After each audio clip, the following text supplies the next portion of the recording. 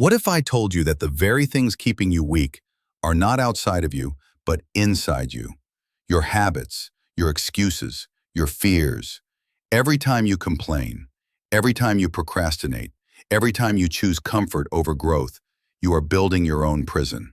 But there's a way out, a way to rewire your mind and become mentally unbreakable.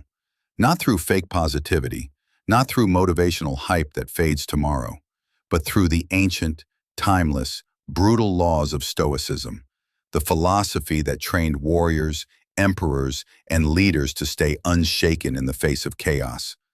Today I'm going to give you 8 brutal Stoic laws that will rewire your mind and turn you into someone unstoppable.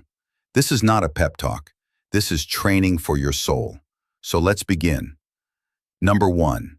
Control what you can, accept what you can't. You have power over your mind, not outside events. Realize this and you will find strength. Marcus Aurelius. Most people waste their lives trying to control the uncontrollable. They stress about the economy. They cry about how others treat them. They rage at traffic, politics, or the weather. But Stoics knew this truth.